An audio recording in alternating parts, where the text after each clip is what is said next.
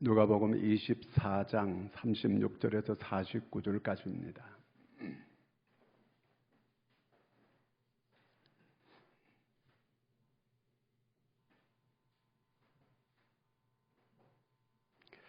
한 절씩 같이 교독하도록 하겠습니다. 이 말을 할 때 예수께서 친히 그들 가운데 서서 이르시되 너희에게 평강이 있을지어다 하시니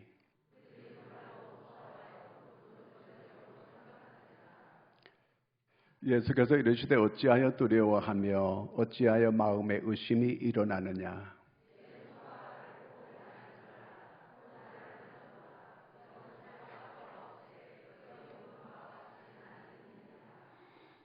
이 말씀을 하시고 손과 발을 보이시나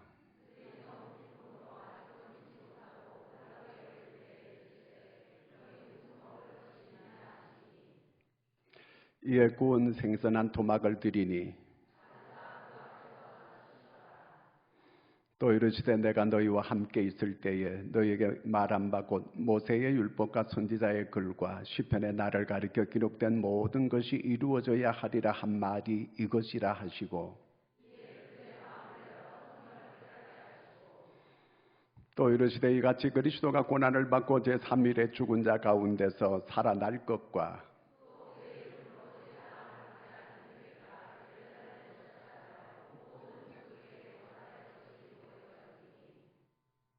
너희는 이 모든 일의 증인이라.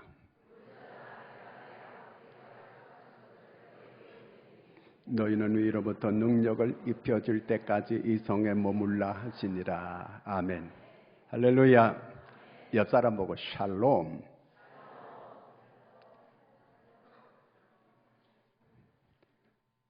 성가대 찬양 잘해 주셨어요. 이쪽에 아멘도 안 하네.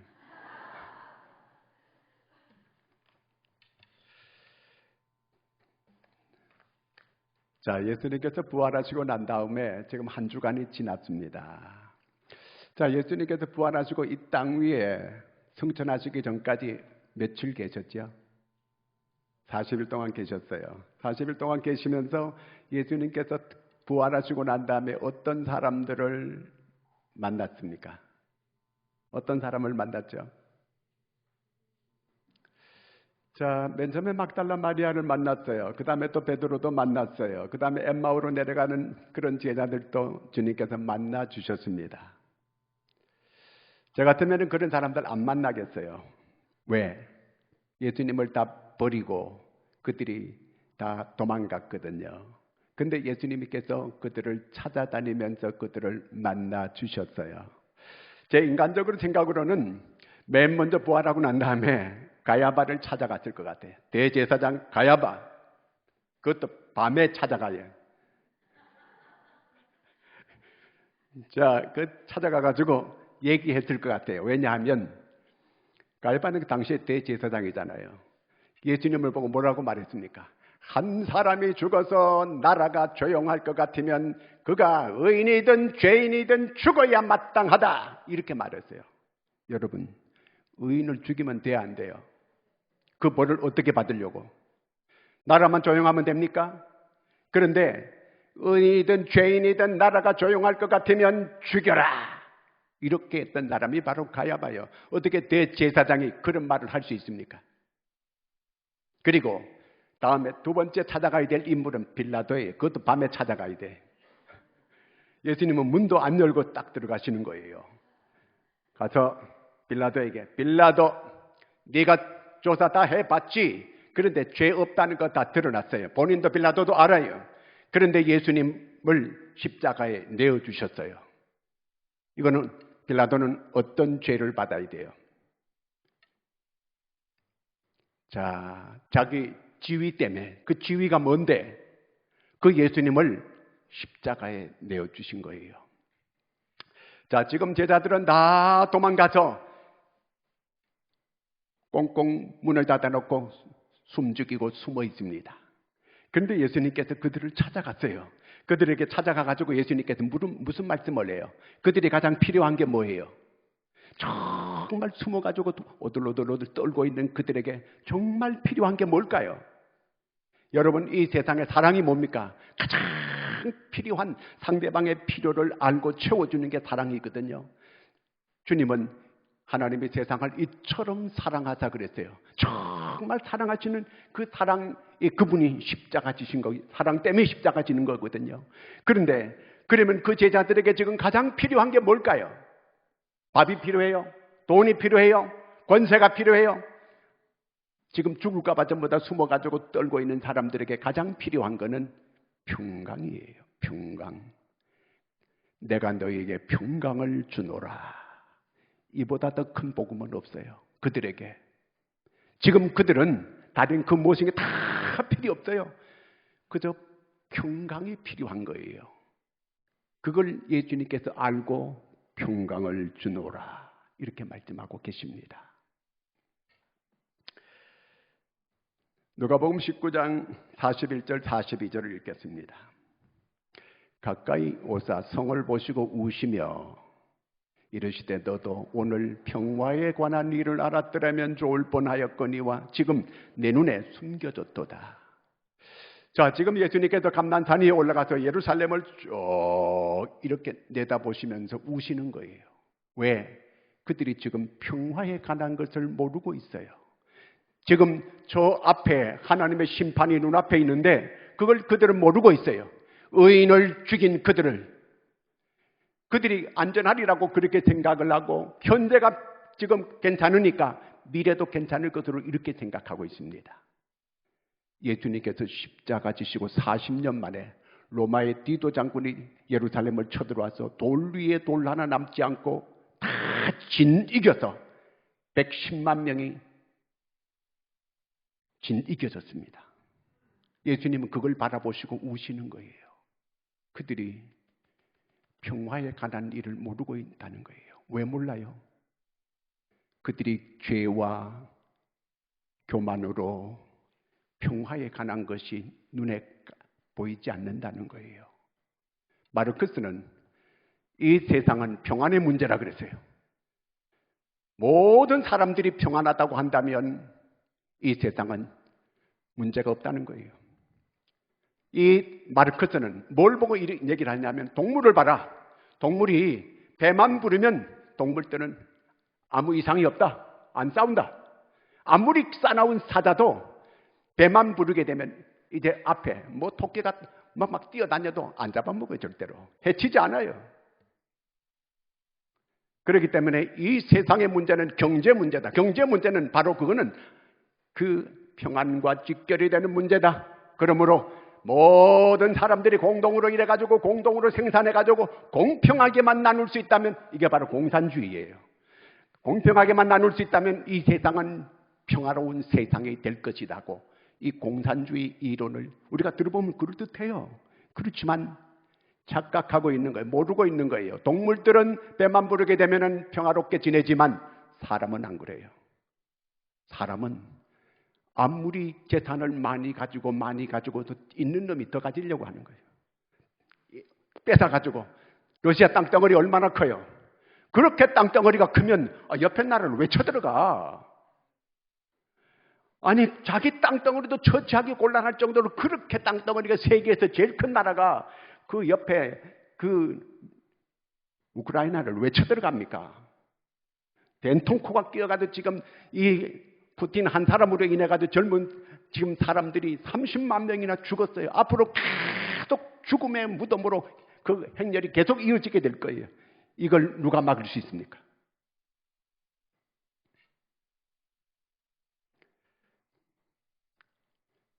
그 청년들이 어떻게 끌려가면 죽게 되니까 남의 나라로 탈출하려고 하는데 그것도 이제 다 막았어요. 이 사람들에게 뭐가 필요하겠습니까? 평화예요. 평강. 샬롬. 히브리 말로는 샬롬 그럽니다. 그 다음에 헬라 말로는 에이레네. 영어로는 peace. 이거예요.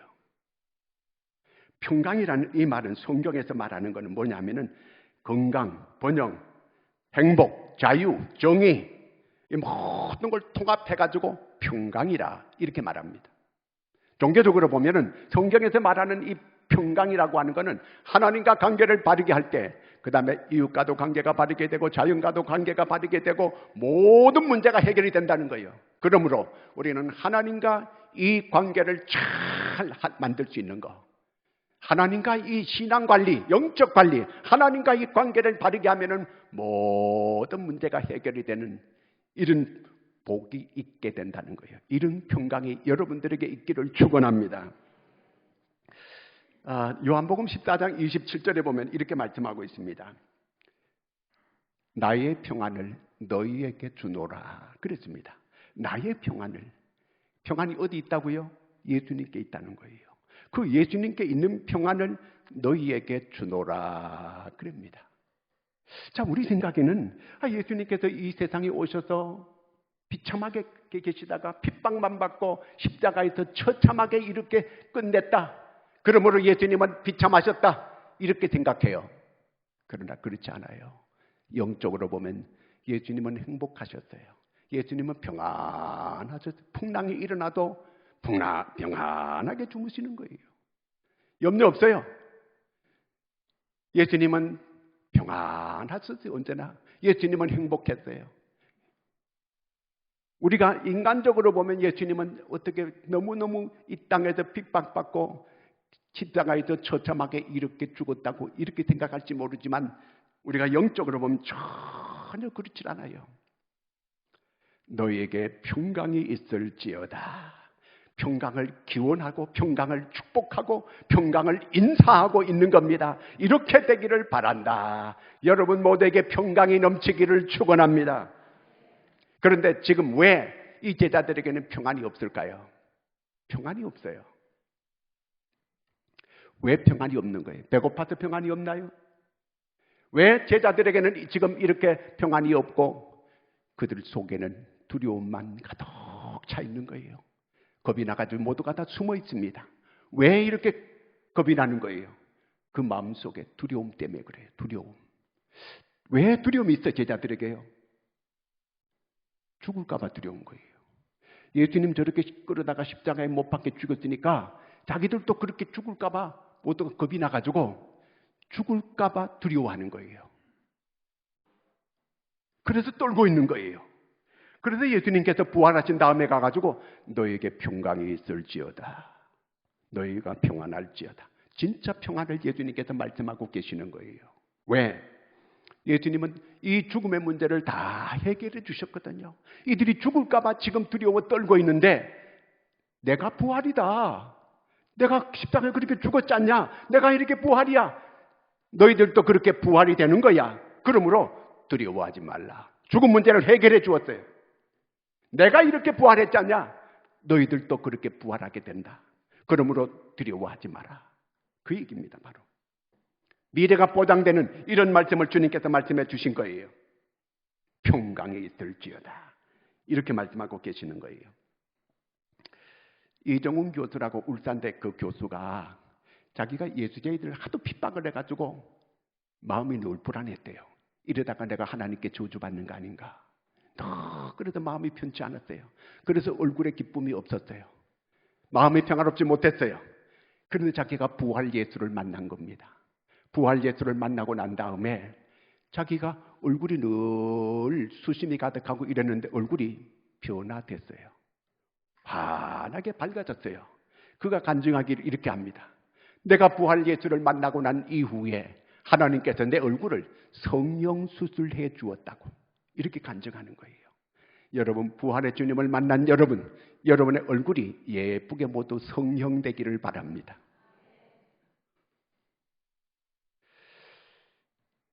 제자들에게 가장 큰 기쁨의 소식은 평강이에요. 죽을까 봐 떨고 있는 그 사람들에게 뭐가 더 필요하겠어요? 그런 최고의 복음을 그들에게 주신 것입니다. 그 다음에 이제 이들에게 그 다음에 두 번째 큰 선물을 주시게 되는데 그게 뭐냐 하면 믿음을 선물로 주는 거예요. 자, 이들이 만약에 주님의 십자가 그 대단한 위대한 그 역사를 자기들이 다 두 눈으로 똑똑히 본 사람들이에요. 멀리서 십자가의 광경을 다 봤습니다. 부활한 주님을 직접 지금 만나고 있습니다. 중요한 거는 이들이 이 사실을 믿음으로 내가 받아들여야 되는 거예요. 아무리 놀라운 사실을 봐도 내가 믿지 못하면 나와는 관계가 없는 거예요. 아무리 여기 교회에 오래 다니고 나와 앉아 있어도 내가 하나님의 이 말씀을, 그것을 나에게 주시는 하나님의 말씀으로 받아들이지 않고 믿지 않으면 나와는 아무 관계가 없는 거예요. 교회를 아무리 오래 다녔느냐, 뭐 어떤 직분을 가지고 있냐, 그게 중요한 게 아니에요. 정말 내가 이 사실을 사실대로 그대로 받아들이느냐 받아들이지 못하느냐, 믿음으로 내가 이렇게 접수하느냐 못하느냐. 중국 가면은 접수라 그래요. 접수했습니까? 여러분 이 말씀을 접수합니까? 이러더라고요. 여러분 접수가 됐습니까? 아멘. 받아들이는 거예요. 말씀을 그대로 받아들여야 되는 거예요. 가장 중요한 이 복음의 핵심은 십자가와 부활이잖아요. 자기들이 사실대로 다 봤어요. 경험했어요. 중요한 거는 받아들여야 돼요. 근데 아직도 이 제자들이 제대로 받아들이지 못하고 믿지를 못하는 거잖아요.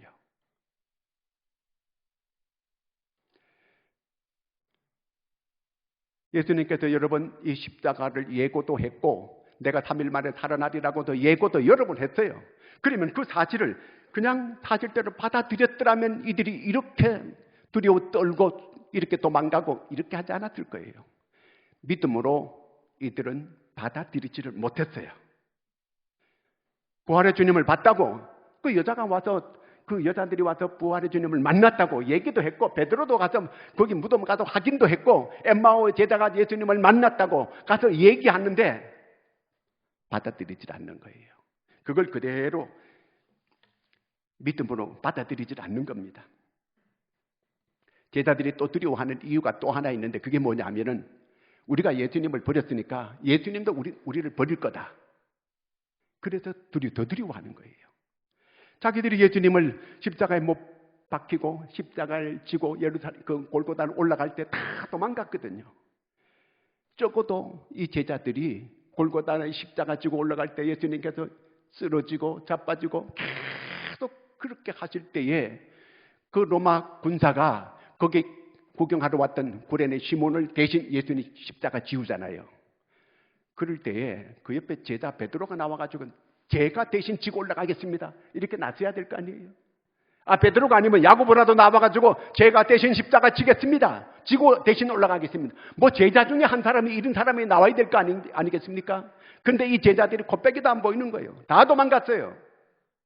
아, 이런 것들은 이런 것들이라면 좀 미안한데, 이런 사람들은 무슨 제자라고 이렇게 예수님께서, 참 이런 생각이 들 수가 있어요.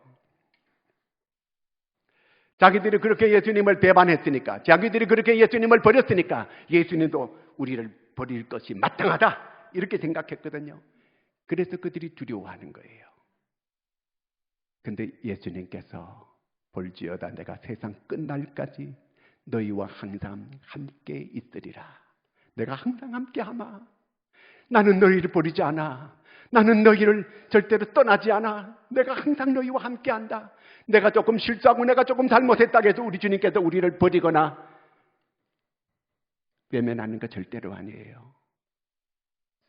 항상 함께 하시는 줄로 믿으시기 바랍니다. 여러분의 자녀가 조금 잘못하면 아예 버립니까? 세상에 혹시 부모는 버릴 수도 있어요. 하나님은 절대로 우리를 버리지 않습니다. 세상 끝날까지 함께 하시겠다는 겁니다. 그리고 또 이 제자들이 믿지 못하는 원인이 어디 있느냐면, 예수님이 죽어도 뭐 너무 처참하게 죽었으니까. 세상에 그렇게 죽을 수가 없는 거거든요. 그렇게 처참하게 십자가에서 죽은 분이 살아날 리가 없다는 거예요. 자기의 얄팍한 그 작은 지식 가지고 그걸 그걸 못 믿는 거예요. 그걸 자기 지식 가지고 아무리 그걸 이해를 하려고 해도 이해가 안 되고, 그렇게 처참하게 그렇게 죽은 분이 살아날 리가 없다는 거예요. 그래서 못 믿는 거예요. 왜? 멀리서 십자가 지는 걸 다 봤거든, 이 제자들이요. 부활의 약속을 그렇게 많이 했지만 그 제자들은 받아들이지 못한 거예요. 그래서 예수님께서 그들에게 믿음의 확신을 심어주는데, 오늘 말씀에 39절에서 43절까지 읽겠습니다.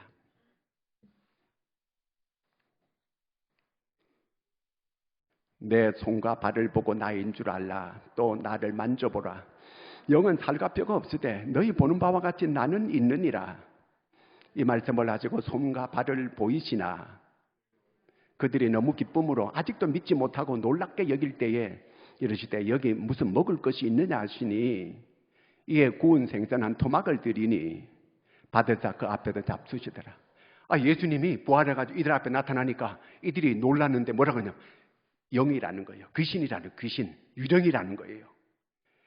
사람이 죽었다가 저렇게 멀쩡하게 살아가도 저렇게 움직이고 이렇게 할 수가 없다는 거예요. 그래서 예수님을 믿지 못하고 이거는 유령이다, 귀신이다. 그러면 예수님께서 이 제자들을 혼내야 되는데 안 그러고 야, 앉아봐라. 귀신이 이렇게 먹는 거 봤냐? 응? 너 집에 제사 지냈지? 제사 지낼 때 귀신이 와서 먹고 가더냐? 저 어릴 때 제사 저희 집에서 많이 지냈는데 아무리 봐도 안 먹고 가더라고요. 내가 주워 먹었어요. 전부 엎드려가지고 안 볼 때 얼른 주워 먹었어요. 예수님께서 못 믿으니까 이 사람들이 제자들이 못 믿는 거예요. 그러니까 생선을 가져와서 직접 시식을 하면서 봐라. 내가 귀신이 아니다. 유령이 아니다. 이렇게 내가 부활했다고 하는 걸 그들에게 확실한 믿음을 심어주고 있는 것을 보게 됩니다. 도마 같은 사람은 모든 제자들이 다 봤는데 나는 내가 직접 예수님 그 손에 못자국을 만져보고 옆구리에 창에 찔렸으니까 옆구리 창자국을 내가 만져봐야 내가 믿겠다고 이렇게 말합니다. 예수님께서 그에게 앞에 나타나셔가지고 도마를 불러가지고 야 손을 봐라. 그리고 내 옆구리 봐라. 다 보여줘요. 그때 이 의심 많은 도마가 My Lord, my God, 나의 주, 나의 하나님이라고 고백하는 거예요. 정말 신앙 고백을 그때 바로 제대로 이 신앙 고백을 해요. 나의 주, 나의 하나님이십니다. 자, 이렇게 그 예수님께서 다 증거를 보여주시면서 보고 믿는 자보다 보지 않고 믿는 자가 복이 있다. 여러분은 모두가 복이 있는 사람들인 줄로 믿으시기 바랍니다.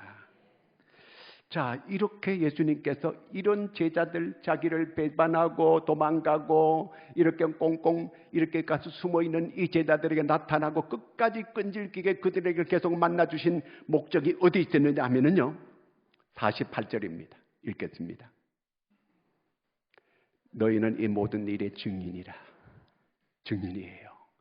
전에 예수님께서는 너희는 사람을 낚는 어부가 되게 하리라.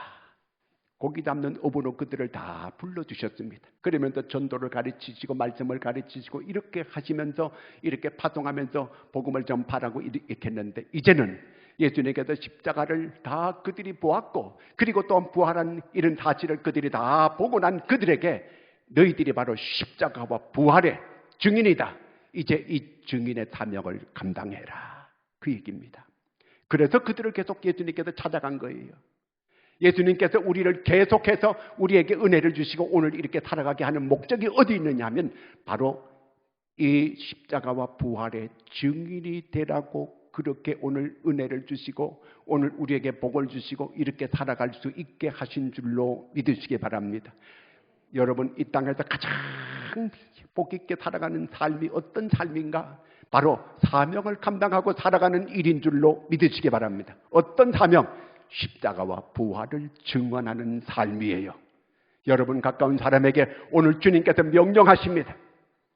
천하만민에게 다니며 복음을 전파하라. 너희들은 십자가와 부활의 증인이다. 이 사명을 감당하는 여러분들이 되기를 바랍니다. 예수님께서 이렇게 믿음 없던 이 제자들, 그 제자들이 나중에 이렇게 주님께서 믿음을 선물로 다시 주게 될 때 이 믿음을 가지고 이제 이 사명을 감당하러 나갑니다. 한번 화면을 한번 볼까요? 이 제자들이 어떻게 가서 복음 전하다가 이 순교를 했는지 한번 살펴보겠습니다. 보여줄까요? 보지 말라는가 보네요. 안 보여주네요. 준비가 안 됐어요.